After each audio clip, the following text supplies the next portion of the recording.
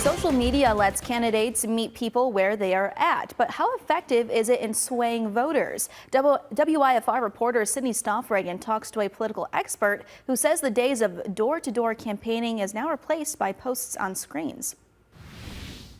It's been a viral election season as Vice President Kamala Harris's popularity with young adults is high. Former President Donald Trump's social media momentum spiked after the attempt on his life. But experts say how they use the success could win them the election.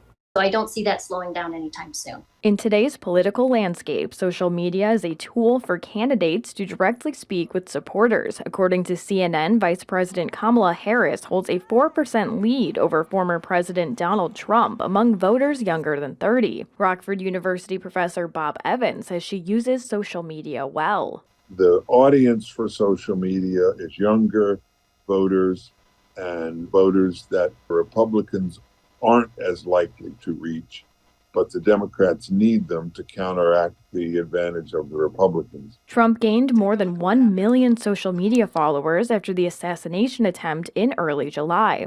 Rock Valley College professor Maureen Lowry Fritz says immediately getting information to the public helped Trump sway many of them in his direction. He doesn't necessarily go through the normal traditional media channels.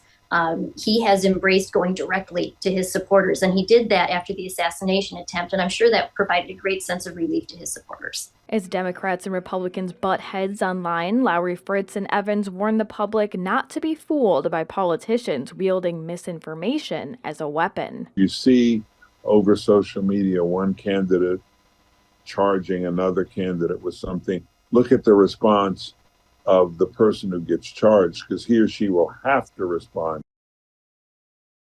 Thursday, Kamala Harris joined TikTok, creating an 8-second video that has reeled in more than 5.8 million views. Last month, Donald Trump's first post on the app attracted 38 million views in 15 hours. Thank you, Sydney. And political experts expect ad spending to reach nearly $10 billion by the end of 2024. In 2008, candidates spent just over $22 million.